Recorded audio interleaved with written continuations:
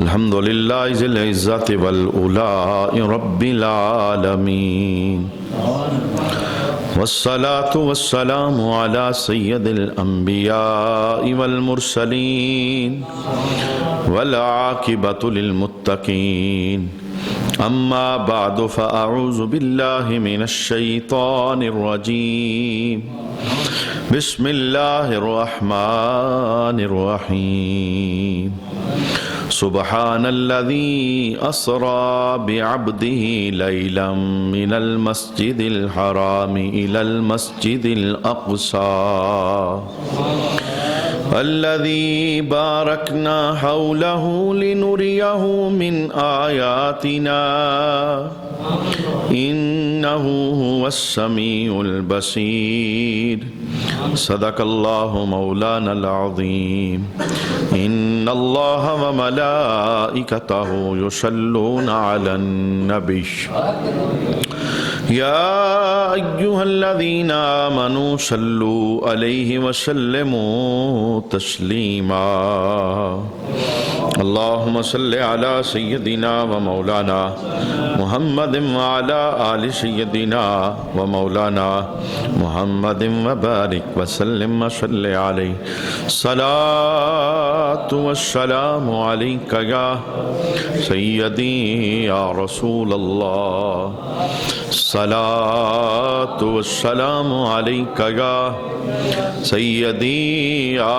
حبيب الله الصلاة والسلام عليك يا سيدي يا شفيع المذنبين وعلى آلك وأصحابك يا سيدي يا رحمة للعالمين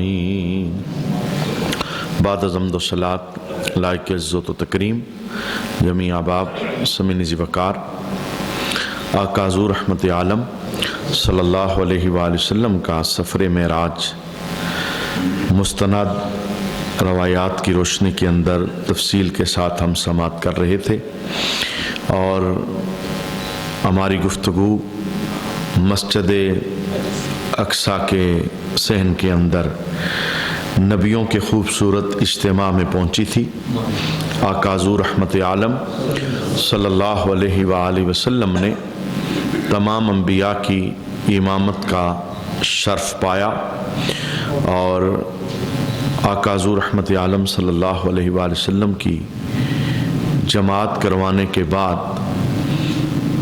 جلیل القدر انبیاء نے مسجد اقصیٰ کے اندر دل نواز، دل نشین اور خوبصورت پرمغز خطبات ارشاد فرمائے۔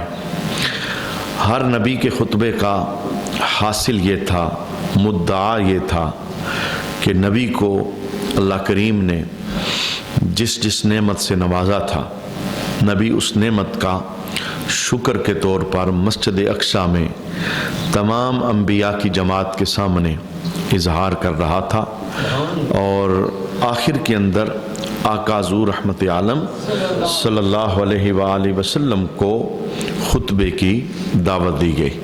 تو آج کی اس نشست کے اندر ہم چند انبیاء کے خطبات بھی دیکھتے ہیں، اور پھر نبی کریم صلی اللہ علیہ وآلہ وسلم جو مستند زیر صدارت تھے، جن کا سارا اس بزم کے اندر انتظام تھا اور اہتمام تھا، ہم ان کے خطبے کو بھی سماعت کریں گے۔ انبیاء کی بزم کے اندر سب سے پہلے حضرت سیدنا ابراہیم خلیل اللہ آپ کھڑے ہوئے، اور آپ کے خطبے کے الفاظ یہ تھے: الحمدللہ الذی، میں اس اللہ کا شکر ادا کرتا ہوں، اتخذ ابراہیم خلیلا، جس نے مجھ ابراہیم کو اپنا خلیل بنایا ہے۔ میں اللہ کا شکر ادا کرتا ہوں کہ اس نے مجھے اپنا خلیل بنایا ہے۔ وَأَعْطَانِي مُلْكًا عَظِيمًا، اور میں اس بات پہ بھی اللہ کا شکر ادا کرتا ہوں کہ اس نے مجھے عظیم بادشاہت عطا فرمائی ہے، یہ میرے اوپر اللہ کی عطا ہے۔ تیسرے نمبر پر کہتے ہیں وَجَعَلَنِي أُمَّةً قانتن للہ یؤتم بی، مجھے امام اور اپنا فرمانبردار بندہ بنایا اور میری اقتدا اور پیروی کی جاتی ہے، یعنی میں اس پر بھی اللہ کا شکر ادا کرتا ہوں۔ وَأَنْقَذَنِي مِنَ النَّارِ، اور جب ظالموں نے میرے لیے آگ کا اہتمام کیا اور انہوں نے جلانے کے لیے مجھے آگ میں داخل کر دیا، تو میں اس اللہ کا شکر ادا کرتا ہوں کہ جس نے آگ کو میرے لیے گلے گلزار بنا دیا اور مجھے آگ سے نجات عطا فرمائی۔ وَجَعَلَهَا عَلَيَّ بَرْدًا وَسَلَامًا، اور آگ کو مجھ پر ٹھنڈی اور سلامتی والی کر دیا۔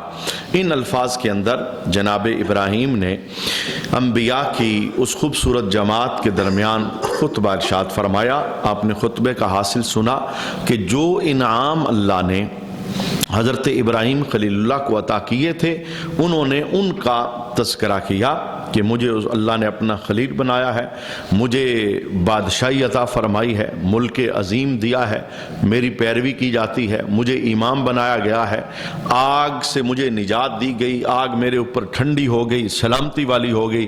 ان الفاظ کے اندر آپ نے خطبہ ارشاد فرمایا۔ اس کے بعد حضرت موسیٰ کلیم اللہ آپ انبیاء کے اجتماع کے اندر کھڑے ہوئے اور آپ نے بھی اپنے اوپر ہونے والے انعامات کا ان الفاظ کے اندر تذکرہ کیا۔ حضرت موسیٰ انبیاء کی جماعت میں کھڑے ہو کے ان الفاظ میں اللہ کا شکر ادا کرتے ہیں، الحمدللہ الذی کلمانی تکلیما، میں اس اللہ کا شکر ادا کرتا ہوں، تمام تعریفیں اس اللہ کے لیے جس نے میرے ساتھ طور پر کلام کیا، جو میرے ساتھ باتیں کرتا تھا، کلام کرتا تھا۔ وَاصْطَفَانِي بِرِسَالَتِهِ وَكَلِمَاتِهِ، اور میں اس اللہ کا شکر ادا کرتا ہوں جس نے رسالت کے لیے اور کلمات کے لیے مجھے پسند کیا اور مجھے چنا۔ اور پھر آپ ان الفاظ کے اندر اللہ کا شکر ادا کرتے ہیں، وَأَنزَلَ عَلَيَّ التَّوْرَاتَ، میں اس اللہ کا شکر ادا کرتا ہوں جس نے تورات کی نعمت میرے سینے کے اوپر نازل فرمائے، یعنی تورات میرے اوپر نازل کی، میں اس پر بھی اللہ کا شکر ادا کرتا ہوں۔ وَجَعَلَ هَلَاكَ آلِ فِرْعَوْنَ عَلَى يَدِي، میں اس بات پہ بھی اللہ کا شکر ادا کرتا ہوں کہ رب نے میرے ہاتھ پر فرعون کو ہلاک کیا، میری وجہ سے وہ ہلاک ہوا، دشمن تھا اللہ کا، خدائی کا دعویٰ کر بیٹھا تھا، تو میں اس بات پہ اللہ کا شکر ادا کرتا ہوں۔ جناب موسیٰ کہنے لگے وَنَجَا بَنِي إِسْرَائِيلَ عَلَى يَدِي، اور میں اس بات پہ بھی اللہ کا شکر ادا کرتا ہوں کہ میرے ہاتھ پہ اللہ نے بنی اسرائیل کو نجات عطا فرمائی، میری وجہ سے وہ فرعون کے ظلموں سے وہ بری ہو گئے اور انہیں نجات میسر آ گئی۔ اب آپ نے محسوس کیا کہ اس خطبے کے اندر بھی جناب موسیٰ کلیم اللہ اپنے اوپر ہونے والے انعامات کا ذکر کر رہے ہیں کہ میں اللہ کا شاکر ہوں، شکر ادا کرتا ہوں کہ اس نے میرے ساتھ کلام کیا ہے، مجھے رسالت کے لیے منتخب کیا ہے، مجھے کلمات کے لیے چنا ہے، میرے اوپر تورات کو نازل کیا ہے، میرے ہاتھ پہ فرعون کو تباہ کیا ہے، میرے ہاتھ پہ بنی اسرائیل کو نجات دی ہے۔ یہ جو انعامات رب نے میرے اوپر کیے ہیں، میں اس بات پہ اللہ کا شکر ادا کرتا ہوں۔ آپ بیٹھے تو حضرت داؤد پیغمبر وہ کھڑے ہو گئے انبیاء کے اس خوبصورت اجتماع کے اندر۔ میں کہتا ہوں کائنات کے اندر اس طرح کا اجتماع دوبارہ کبھی نہیں سجے گا کہ تقریر کرنے والے بھی سارے پاک ہیں اور تقریر سننے والے بھی سارے پاک ہیں۔ ہاں، چونکہ انبیاء اور رسل ان کا اجتماع ہے، پاک لوگ وہاں پر موجود ہیں اور خوبصورت مجمع ہے اور خوبصورت لوگ خوبصورت گفتگو کر رہے ہیں، اور آج 14 صدیاں بعد یہ حدیث کا فیض ہے، اسی مجمع کی نسبت کا فیضان آج ہم اپنی مسجد میں حاصل کر رہے ہیں۔ آقا حضور رحمت عالم صلی اللہ علیہ وسلم کی زیر صدارت یہ محفل سجی ہوئی تھی، جناب داؤد پیغمبر وہ کھڑے ہو گئے اور انہوں نے ان الفاظ کے اندر اللہ کا شکر ادا کیا، الحمدللہ الذی خولانی ملکا، میں اس اللہ کا شکر ادا کرتا ہوں، تمام تعریفیں اس کے لیے جس نے مجھے بادشاہت عطا کی، وَأَنزَلَ عَلَيَّ زبور، اور میں اس اللہ کا شکر ادا کرتا ہوں جس نے مجھے زبور عطا فرمائی، میرے سینے کے اوپر زبور کو نازل کیا۔ میں اس بات پہ بھی اللہ کا شکر ادا کرتا ہوں، وَعَلَانَ الْحَدِيدِ، میں اس بات پہ اللہ کا شکر ادا کرتا ہوں کہ رب نے لوہے کو میرے لیے نرم کر دیا۔ باقی لوگ لوہے کو گرم کر کے کوئی چیز بنانا چاہیں تو اسے موڑتے ہیں، لیکن میرے لیے اللہ نے اعزاز رکھا ہے، میں ہاتھ لگاتا ہوں لوہا خود ہی نرم ہو جاتا ہے، جدھر موڑنا چاہتا ہوں لوہا مڑ جاتا ہے۔ یہ اللہ کا میرے اوپر ایک انعام ہے، میں اس پر اللہ کا شکر ادا کرتا ہوں۔ وَسَخَّرَ لِيَ الطَّيْرَ وَالْجِبَالَ، میں اس بات پہ بھی اللہ کا شکر ادا کرتا ہوں کہ رب نے پرندوں کو بھی میرے لیے مسخر کیا اور پہاڑوں کو بھی میرے لیے مسخر کیا، یعنی ہر پرندہ وہ میرے زیر حکومت ہے اور میرے زیر اثر ہے، میرا کہا مانتا ہے اور وہ مسخر ہے۔ ہر پہاڑ پر وہ میری دسترس ہے، وہ بھی اللہ نے میرے لیے مسخر کیے ہیں۔ میں اس بات پہ اللہ کا شکر ادا کرتا ہوں۔ اور پھر کہتے ہیں وَآتَانِ الْحِکْمَةَ وَفَصْلَ الْخِطَابِ، میں اس بات پہ اللہ کا شکر ادا کرتا ہوں کہ اس نے مجھے حکمت عطا کی اور حق اور باطل کے درمیان فرق کر کے فیصلہ کرنے کا رب نے مجھے ملکہ عطا فرمایا ہے۔ یعنی میرے پاس کوئی فیصلہ لے کر آئے، حق پہ کون ہے باطل پہ کون ہے، یہ رب نے مجھے کرم دیا ہے کہ میں پہچان کر لیتا ہوں اور پھر اس کے مطابق میں فیصلہ کر دیتا ہوں۔ داؤد پیغمبر نے خوبصورت خطاب کیا تو اس کے بعد اللہ کے پیغمبر حضرت سلیمان مسجد اقصیٰ کے اجتماع کے اندر کھڑے ہو گئے اور ان الفاظ کے اندر آپ اللہ کا شکر ادا کرتے ہیں، الحمدللہ الذی سخر لی الریاح، میں اس اللہ کا شکر ادا کرتا ہوں جس نے ہواؤں کو میرے لیے مسخر کر دیا۔ ہوا میرا کہا مانتی ہے، میں جسے جہاں سے اٹھا کر جہاں پہ پہنچانا چاہوں ہوا کو حکم دیتا ہوں، ہوا خود ہی وہاں لے جاتی ہے۔ میں کہتا ہوں اللہ نے کیسے کیسے انداز انبیاء کی سیرتوں کے اندر رکھے تھے۔ جہاز تو بعد میں بنا اور فضا میں اڑا اور بندے جناب مہینوں کا سفر گھنٹوں کے اندر طے کرنے لگے، لیکن اس کی ایک تصویر رب نے اپنے پیغمبر حضرت سلیمان کو بھی عطا فرمائی تھی۔ ہوا کے ذریعے آپ بندے کو جہاں پہنچانا چاہتے، ہوا اسے فضاؤں میں اڑاتی ہوئی اس جگہ پر لے جاتی۔ جیسا کہ حدیث کے اندر موجود ہے کہ آپ کی بڑی دوستی تھی حضرت ملک الموت کے ساتھ، موت کے فرشتے کے ساتھ، وہ آپ کے پاس آیا کرتے تھے، ہر دوسرے دن ہر تیسرے دن ملاقات ہوتی رہتی تھی۔ تو ایک مرتبہ آپ آئے تو حواری آپ کے بیٹھے ہوئے تھے، حضرت سلیمان پیغمبر کے ماننے والے بیٹھے ہوئے تھے، تو ایک بندے کو حضرت اسرائیل نے گور کے دیکھا، سخت نظروں سے دیکھا تو اسے بڑا خوف محسوس ہوا۔ جب آپ تشریف لے گئے تو اس نے پوچھا کہ پیارے سلیمان پیغمبر یہ کون تھے جو آپ کے پاس بیٹھے ہوئے تھے؟ چونکہ فرشتے کو جب بھی کوئی دیکھے گا انسانی صورت کے اندر دیکھے گا، اپنی اصلی حالت کے اندر فرشتے کو نہیں دیکھے گا تو وہ پہچان تو نہ سکے، چونکہ اس پر بہت سارے دلائل ہمارے پاس حدیث کے اندر موجود ہیں۔ وہ لمبی حدیث جسے حدیث جبریل کہا جاتا ہے، صحابہ کہتے ہیں ہم بیٹھے تھے تو ایک بندہ آ گیا، جناب اس کے کپڑوں سے یوں لگتا تھا کہ اس نے کوئی لمبا سفر نہیں طے کیا، بالکل قریب سے اٹھ کے آیا ہے، یعنی کپڑے بالکل صاف ستھرے ہیں، بال بالکل اپنی جگہ پر ہیں، کوئی گرد کا اثر نہیں، کوئی سفر کی جسم پر یا چہرے پر تھکاوٹ کا اثر نہیں۔ لگ یہ رہا تھا کہ قریب سے آیا ہے، لیکن ہم نے چہرہ پہلی بار دیکھا ہے، یوں لگ رہا تھا کہ ہمارے علاقے کا نہیں ہے، کہیں دور کا لگتا ہے۔ اچھا وہ آ کے بیٹھ گئے، انہوں نے سوالات کیے، میں حاصل بتانا چاہتا ہوں، سوالات ختم ہو گئے، اٹھ کے چلے گئے تو میرے حبیب نے کہا کہ عمر جانتے ہو کون تھا؟ یا رسول اللہ میں نہیں پتا، کوئی اجنبی لگ رہا تھا، اپنے علاقے کا نہیں لگ رہا تھا، پہلی بار اس کا چہرہ دیکھا ہے۔ فرمایا یہ جبریل تھے، تمہیں تمہارا دین سکھانے آئے تھے۔ اب یہ بڑے مجمع میں آ گئے جبریل، لیکن پہچان کسی کو نہیں ہو سکی۔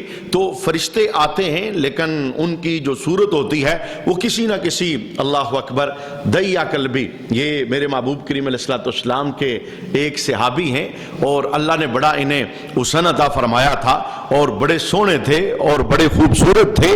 ایک مرتبہ میرے حبیب کی زبان سے یہ کلام نکل گیا کہ دیا تو بڑا خوبصورت ہے، تیرا چہرہ بڑا سونا ہے۔ تو رب نے اس کلام کا اپنے دربار کے اندر کتنا اہتمام کیا۔ رب نے کہا کہ جبریل آج کے بعد جب بھی میرے حبیب کے دربار میں جانا، دیا قلبی کی صورت کے اندر جانا، چونکہ مجھے اپنے محبوب کی مرضی وہ بڑی عزیز ہے۔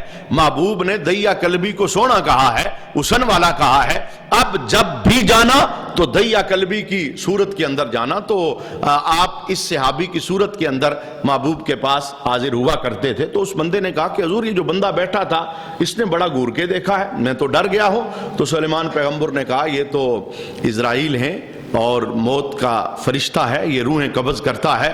تو اس بندے پر خوف چھا گیا، کہنے لگا حضور آپ کی ہواؤں پہ حکومت ہے، آپ ہوا کو حکم دیں مجھے ہند کی سرزمین پہ پہنچا دیں۔ کہاں بیٹھے تھے اور کہاں اس نے پہنچنے کا ارادہ کیا، اب جناب آپ نے ہوا کو حکم دیا، آنن فانن وہاں سے وہ ہند کی سرزمین پہ پہنچ گیا۔ دوسرے دن پھر ملاقات ہوئی حضرت اسرائیل کے ساتھ، تو آپ نے پوچھ لیا حضرت اسرائیل سے کہ اسرائیل کل آپ نے ایک بندے کو بڑا گور کے دیکھا ہے، وہ تو ڈر گیا تھا، معاملہ کیا تھا؟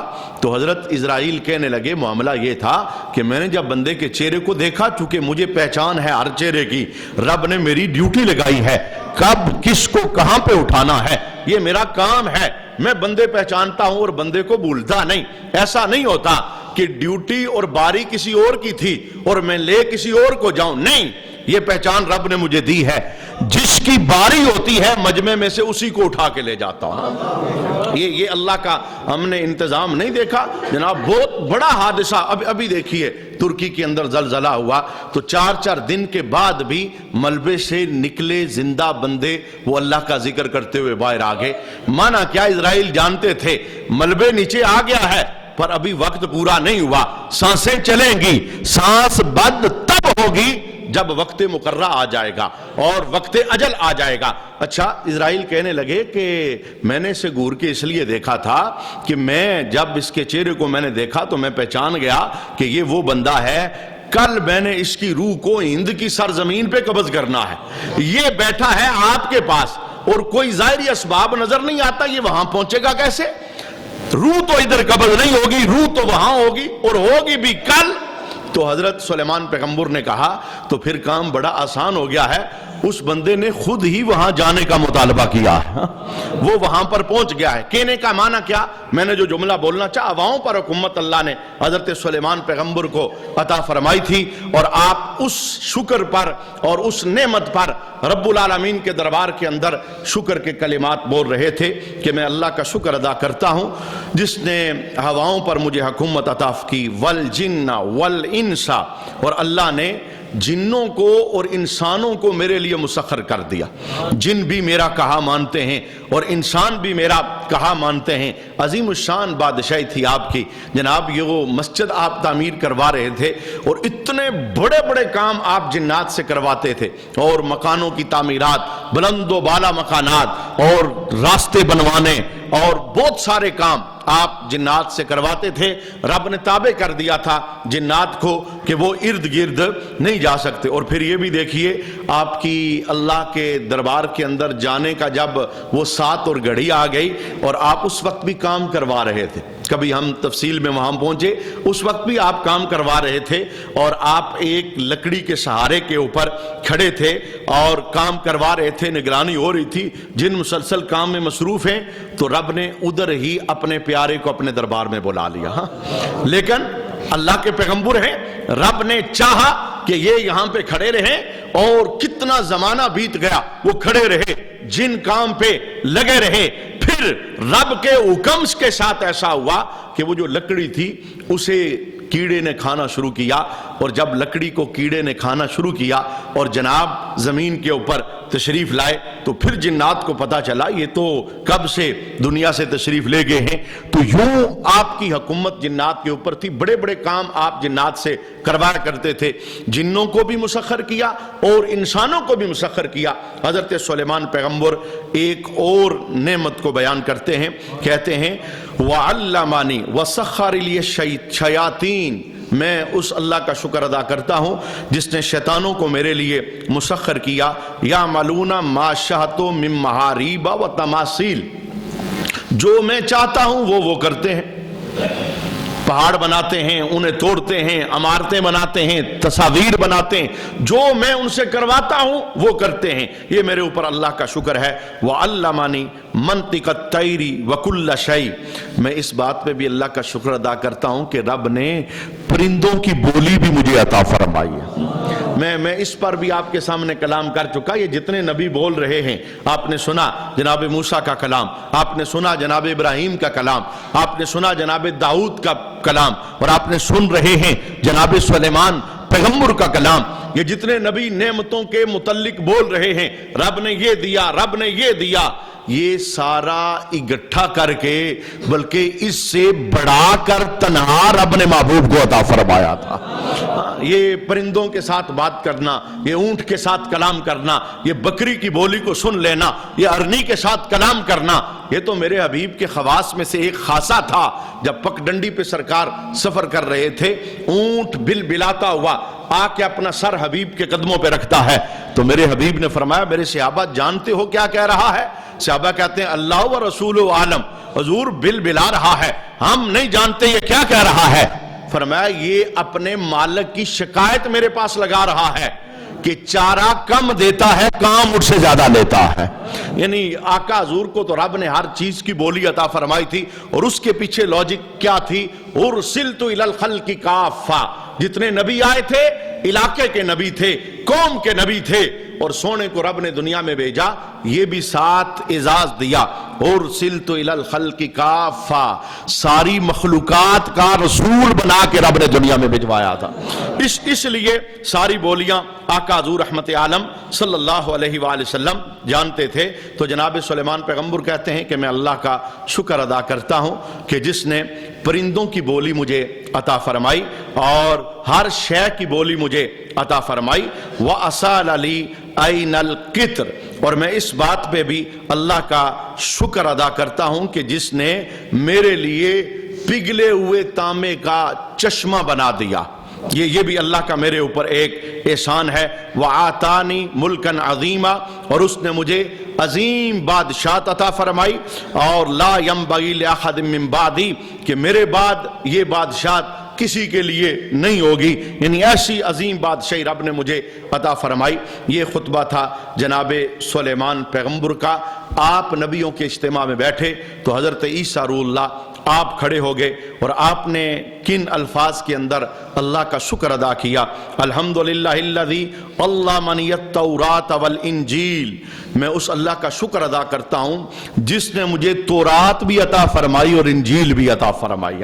اس نے مجھے ان دو کتابوں سے نوازا ہے. وجعلنی ابرئ الاکمہ والابرص، میں اس اللہ کا شکر ادا کرتا ہوں میرے پاس مادر زاد اندھا آتا ہے، میں ہاتھ رکھتا ہوں رب فوراً شفا عطا فرما دیتا. اور میرے پاس برس کا مریض آ جاتا ہے تو میں ہاتھ رکھتا ہوں اللہ فوراً شفا عطا فرما دیتا ہے. اور جناب عیسیٰ کہتے ہیں اس سے بڑھ کر رب نے میرے اوپر احسان یہ کیا ہے. کون سا احسان؟ وَأُخْشِيَ الْمَوْتَ بِإِذْنِهِ، اللہ کریم میرے ہاتھ پر اپنے حکم سے مردوں کو زندہ فرما دیتا ہے. وہ لوگ جن کے جسموں سے روحیں نکل چکی ہیں اور وہ مر چکے ہیں، فوت ہو چکے ہیں، کتنے مردے جناب عیسیٰ نے زندہ کیے. اصل میں کائنات کو بتانا بھی مقصود تھا کہ کافروں کے ذہن کے اندر جو نظریہ ہے بندہ مر کے مٹی ہو جائے، قبر میں چلا جائے، پھر مٹی اسے کھا جائے، وہ اٹھے گا کیسے، وہ زندہ ہوگا کیسے؟ تو رب نے نبی کے ہاتھ پر زندہ کر کے بتایا کہ اگر میرا نائب یہ کام کر رہا ہے، بتاؤ مجھے میرے پاس کتنی طاقت ہے، میں پھر کیسے زندہ کروں گا؟ تو یہ بتانا بھی کائنات کو مقصود تھا. تو آپ نے اس بات پہ اللہ کا شکر ادا کیا اور کہتے ہیں وَرَفَعَنِي اور میں اس بات پہ بھی اللہ کا شکر ادا کرتا ہوں کہ جس نے مجھے آسمانوں پر اٹھا لیا ہے. چونکہ یہ کب ہو رہا تھا اجتماع؟ سرکار کی آمد کے بعد، حضور رحمت عالم کے اعلان نبوت کے بعد جناب عیسیٰ جا چکے تھے. اور عقیدہ اپنا محفوظ رکھیے، قرآن میں بڑے واضح الفاظ میں موجود ہے، جناب عیسیٰ پر موت وارد نہیں ہوئی. جناب عیسیٰ آج بھی آسمانوں پر زندہ ہے، آج بھی ان پر ابھی تک موت کا قانون پورا نہیں ہوا. اور قرب قیامت کے اندر جناب عیسیٰ اس زمین کے اوپر جلوہ گری کریں گے، تشریف لائیں گے. حدیث میں موجود ہے نبی بن کے نہیں، سونے مصطفیٰ کے امتی بن کے تشریف لائیں گے. اس کو آقا حضور رحمت عالم صلی اللہ علیہ وسلم نے بیان فرمایا، میرے صحابہ اس وقت تمہارا حال کیا ہوگا کہ امام تم میں سے کوئی ہوگا اور عیسیٰ تمہارے پیچھے کھڑے ہو کے نماز ادا فرمائیں گے. مانا کیا کہ آج بھی عیسیٰ وہ زندہ ہیں. اس بات پہ وہ اللہ کا شکر ادا کرتے ہیں کہ میں اللہ کا شکر ادا کرتا ہوں جس نے مجھے آسمانوں کی طرف بلند کر لیا ہے. وَطَّهَّرَنِي من الذین کفروا، اور اللہ کریم نے کافروں سے مجھے پاک کیا. یعنی وہ جو مارنا چاہتے تھے، پلان انہوں نے بنایا تھا، رب نے مجھے اٹھا لیا اور کافروں سے محفوظ کر لیا. وَأَعَاذَنِي وَأُمِّي مِنَ الشَّيْطَانِ الرَّجِيمِ، اور میں اس بات پہ بھی اللہ کا شکر ادا کرتا ہوں کہ رب نے مجھے اور میری ماں کو شیطان سے محفوظ فرمایا ہے. میں بھی شیطان سے محفوظ ہوں اور میری ماں مریم بھی شیطان سے محفوظ ہے. فَلَمْ يَكُنْ لِلشَّيْطَانِ عَلَيْهَا السَّبِيلِ، اور شیطان کو اس وجہ سے کہ رب نے محفوظ کیا ہے میری ماں پر کوئی راہ نہیں. یعنی جیسے وہ بندوں کو، چونکہ جناب مریم وہ نبیہ نہیں تھی، وہ ولیہ تھی، نبیہ نہیں تھی، لیکن اللہ کریم نے شیطان سے بھی انہیں محفوظ فرمایا. اور یہ ایک عظیم الشان ولیہ ہیں کہ رب ان کے ساتھ وحی کی طرح کلام فرمایا کرتا تھا. یہ سارا کلام جناب مریم کے ساتھ ہوا ہے. اللہ رب العالمین کا یہ ان کی شان ہے. نبی نہیں تھے، چونکہ نبوت کبھی بھی عورتوں کے اندر وہ نہیں چلی. نبی جب بھی ہوا ہے کوئی مرد ہوا ہے. یہ نبی کی ماں تھی لیکن اتنی عظیم و شان تھی، رب نے شیطان کو ان کے اوپر کسی قسم کا تصرف نہیں دیا، شیطان سے محفوظ فرمایا. اس لیے آپ اس بات کا اللہ کے دربار میں شکر ادا کرتے ہیں. اچھا، میرے محبوب کریم علیہ السلام کے زیر صدارت چونکہ پروگرام تھا، اور جب سارے عظیم الشان نبی خطبے دے کے فارغ ہوئے تو آخر میں باری آئی آمنہ کے لال کی. سینے حرم کو اپنی بہاروں پہ ناز تھا، وہ آ گئے تو ساری بہاروں پہ چھا گئے. آپ نے دیکھا نبیوں نے خطبوں کے اندر کیا کہا؟ مجھے رب نے یہ دیا، مجھے رب نے یہ دیا، مجھے رب نے یہ دیا. کسی ایک نبی نے بھی اقصی کی مسجد کے خطبے میں اپنی امت کو یاد نہیں کیا. یہ تاجدار رسالت ہیں، یہ تاجدار نبوت ہیں، یہ آمینہ کا لال ہے. اپنے خطبے کے اندر آقا حضور رحمت عالم نے اپنی شانوں کو بھی بیان کیا ہے، اپنی امت کی شانوں کو بھی بیان فرمایا ہے. یعنی ہم غریبوں کا ذکر بھی اقصی کی مسجد میں کم و بیش 1,24,000 پیغمبروں کے سامنے وہ ہو رہا تھا.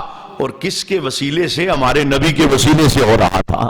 کوئی نبی اپنی امت کا تذکرہ نہیں کر رہا تھا. آئیے وہ دل نشین لفظ سماعت کیجئے. میرے محبوب جب کھڑے ہوئے تقریر کا پہلا لفظ کیا تھا؟ الحمدللہ الذی ارسلانی رحمتا للعالمین. میں اس بات پہ رب کا شکر ادا کرتا ہوں جس نے جہانوں کی رحمت بنا کے بھیجا ہے. اعزاز تو بہت سارے تھے. درخت چل کے میرے پاس آتا ہے، سورج الٹے قدم پلٹتا ہے، چاند 2 ٹکڑے ہو جاتا ہے، کھاری کنویں کے اندر میں لعاب ڈالوں تو میٹھا ہو جاتا ہے، کوئی آنکھ نکال کے لائے لعاب ڈالوں تو آنکھ شفا یاب ہو جاتی ہے، کسی کا بازو کٹا ہو لعاب لگاؤ تو بازو درست ہو جاتا ہے، ٹانگ میں فریکچر آ جائے لعاب لگاؤ تو ہڈی جڑ جاتی ہے. میرے حبیب نے ان میں سے کسی کو بیان نہ کیا، ایک ایسی صفت کو بیان فرمایا. اے نبیو، اے رسولو، اے اقصی کی مسجد میں جمع ہونے والو، میں اس بات پر رب کا شکر ادا کرتا ہوں جس نے مجھے سارے جہانوں کی رحمت بنا کے بھیجا ہے.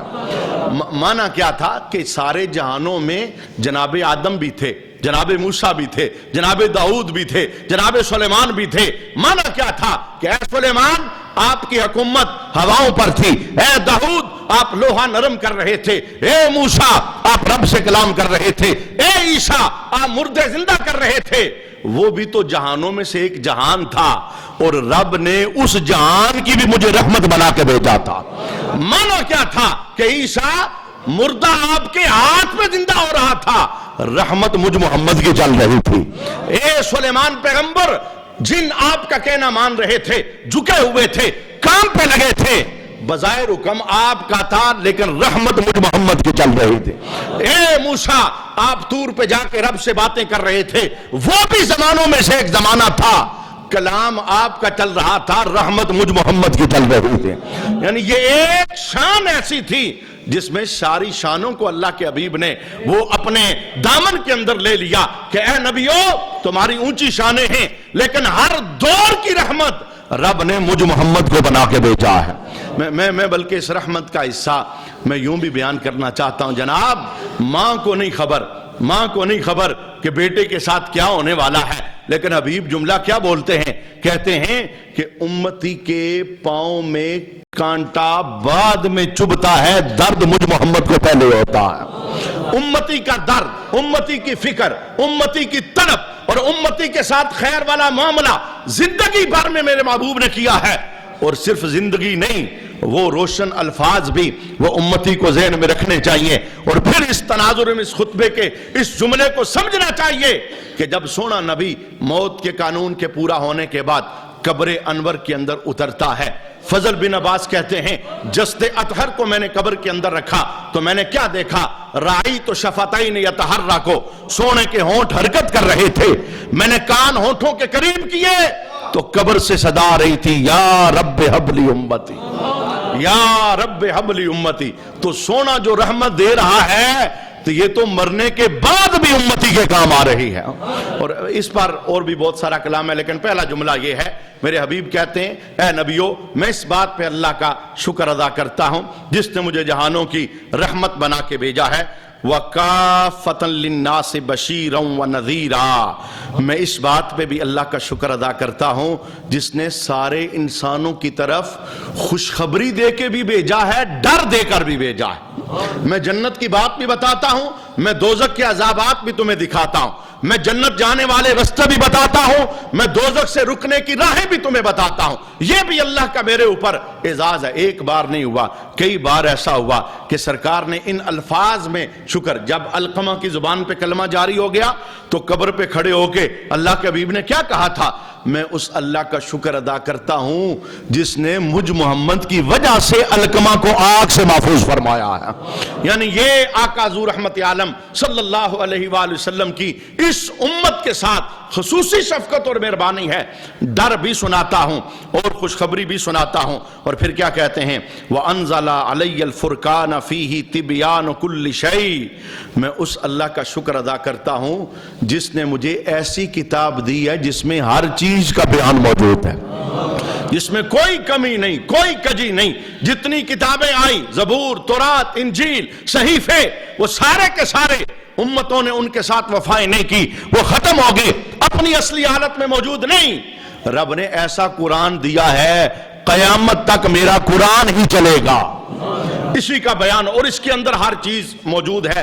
اس بات پہ میں اللہ کا شکر ادا کرتا ہوں۔ اور پھر وہ جملہ سنیے جس کے لیے میں نے آپ کو یہاں پہ روکا ہے۔ میرے حبیب کہتے ہیں اے نبیو میں اس بات پہ بھی اللہ کا شکر ادا کرتا ہوں، وَجَعَلَ أُمَّتِي خَيْرَ أُمَّةٍ أُخْرِجَتْ لِلنَّاسِ، میں اس بات پہ رب کا شکر ادا کرتا ہوں اس نے جتنی امتیں بھیجی ہیں، جتنے نبی بھجوائے ہیں، سب امتوں میں سے شان والی امت اس نے مجھ محمد کو عطا فرمائی۔